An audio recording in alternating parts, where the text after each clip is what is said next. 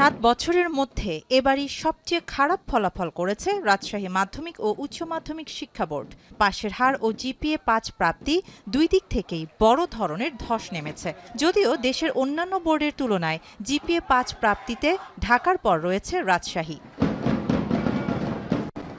বোর্ডটিতে এবার পাশের হার 63.67, অথচ 2025 সালে ছিল 77.63।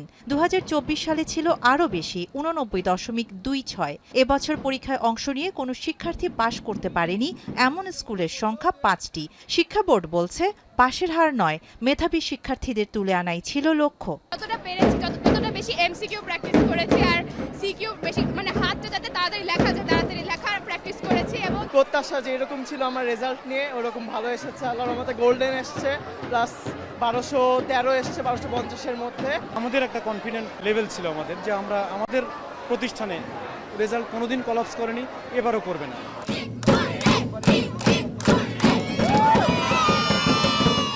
চট্টগ্রামের অবস্থা শোচনীয়। 2008 সালের পর 18 বছরের ইতিহাসে সবচেয়ে বেশি ফলাফল বিপর্যয় ঘটেছে এবার। পাশের হার 59.48, যা গতবারের চেয়ে 13% কম। কমেছে জিপিএ 5ও। এই রেজাল্টের পিছনে সবচেয়ে বড় অবদান আমার আব্বুর অ্যান্ড আমার টিচার্স যারা আছে ওনারা। আমি অনেক বেশি খুশি, এখন আমি প্রকাশ করতে পারতেছি না যে আমি কত বেশি খুশি।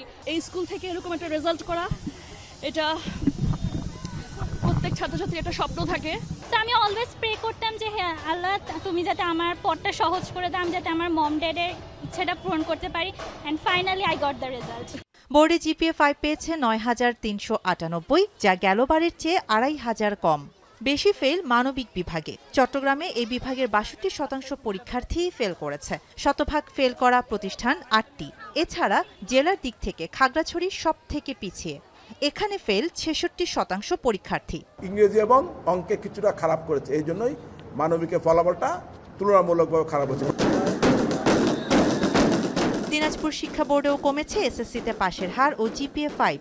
এবছর পাশ করেছে 58.05% শিক্ষার্থী। গত বছর যা ছিল 67.03। এবার জিপিএ 5 পাওয়া শিক্ষার্থী 13,639 জন, যা দেশের তৃতীয় সর্বোচ্চ।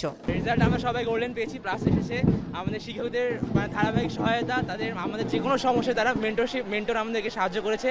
এই পুরো এক বছর যেটা আমার প্রিপারেশন এসএসসির জন্য, আমার টিচার আমাকে অনেক হেল্প করছে। এটার কৃতিত্ব, রেজাল্টের কৃতিত্ব প্রথমে হচ্ছে যে স্টুডেন্টদের কাছেই দিতে হবে, পাশাপাশি হচ্ছে যে টিচার, আমাদের সাপোর্টিং মেম্বার যারা আছে প্রতিষ্ঠানে, প্লাস হচ্ছে প্যারেন্টস।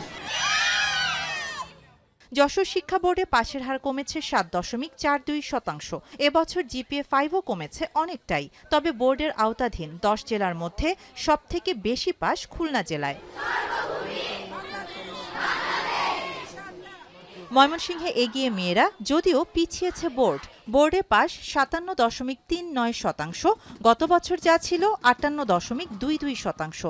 শতভাগ অকৃতকার্য প্রতিষ্ঠান 4টি। ছেলেমেয়েরা অত্যন্ত ভালো, আমাদের প্রতিষ্ঠানগুলো অত্যন্ত ভালো ঘুরে দাঁড়ানোর চেষ্টা করছে। আমাদের পড়াশোনার মান বাড়বে এবং আগামীতে ফলাফল আরও ভালো হবে। বরিশাল শিক্ষা বোর্ডে পাশ বাড়লেও কমেছে জিপিএ 5। বরিশালে 15টি স্কুলে শতভাগ পরীক্ষার্থী পাশ করেছে। 5টি স্কুলে পাশ করেনি কেউই। ক্লাস বিমুখ হয়ে কোচিং নির্ভরতা বাড়ায় জিপিএ 5 কমেছে বলে জানিয়েছে বোর্ড। এইগুলো আমাদের প্রশ্ন স্বাভাবিক এবং নর্মাল ছিল এবং প্রত্যাশাও বেশ ভালো ছিল এবং পেয়েছিও। পরীক্ষা কেন্দ্রের যে গার্ড ছিল অনেক করা, তারপর প্রশ্ন স্মার্ট লেভেলের হয়েছে, তার মধ্য থেকে যে এভাবে জিপিএ 5 পেয়েছে, এটাই আল্লাহর অশেষ রহমত। সিলেট শিক্ষা বোর্ডে এবার এসএসসির ফলাফলে পাশের হার কিছুটা কমলেও বেড়েছে এ+। পাশের হার 58.33। গত কয়েক বছরের তুলনায় এবার পাশের হার কমেছে কুমিল্লায়। ভালো ফলাফলে এগিয়ে রয়েছে মেয়েরা। শিক্ষার্থী, শিক্ষক এবং অভিভাবক এই তিনজন সমন্বয় হয়, তখনই আসলে ভালো ফলাফল আসে। রেগুলার স্কুলে আসতাম, তো টিচারদের গাইডলাইন সবকিছু মিলে সব ভালো, আলহামদুলিল্লাহ। এবারের এসএসসি পরীক্ষায় 11টি শিক্ষা বোর্ডে মোট জিপিএ 5 পেয়েছে 1,16,676 জন শিক্ষার্থী। যদিও 2025 সালে জিপিএ 5 পেয়েছিল 1,39,032 জন। শাহানা জাহান, এখন।